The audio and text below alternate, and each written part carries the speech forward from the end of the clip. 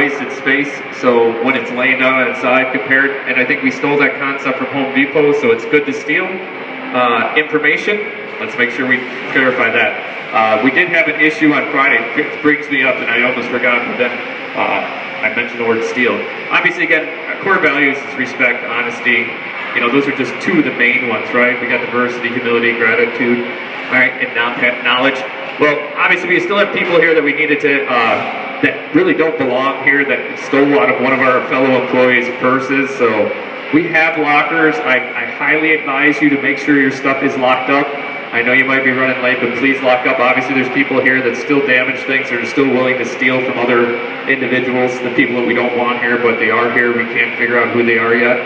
So please make sure you're locking your stuff up. And if anybody knows anything about the theft, please let us know, okay? All right, so Lancaster then. Sorry.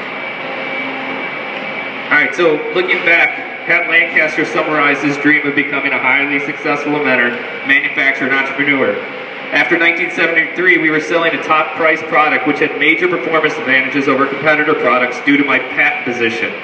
Over the next 15 years, Lantec grew to 266 employees and $43 million in sales.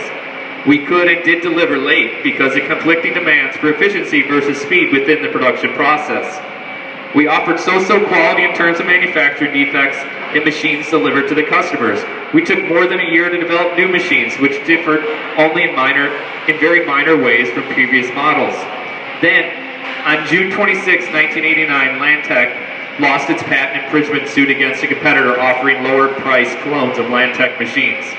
This threw open the market to every packaging machinery firm. By the end of 1989, clones with roughly comparable performance started to appear everywhere, and the bottom fell out of my pricing. I was still turning a small profit, but I knew worse was coming as soon as the business cycle turned down. In my heart, I knew that Lantec was walking dead. Pat Lancaster is by nature a highly dynamic individual. He had plenty of ideas of what to do. In fact, he tried many of the remedies popular in the American business community at the time. This was increased accountability and moved highly customized products out of the path of easier make, mass production machines. Then as sales flattened, he considered laying off employees and shrinking Lantec, and we now call downsizing. However, Lancaster convinced that no firm had ever been saved by cost cutting and retrenched alone. He needed a new way to think about his business and saw it in the total quality management movement.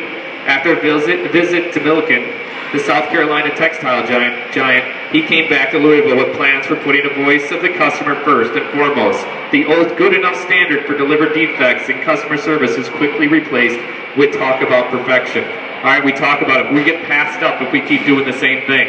That's what happened. Complacency does not work in the business world.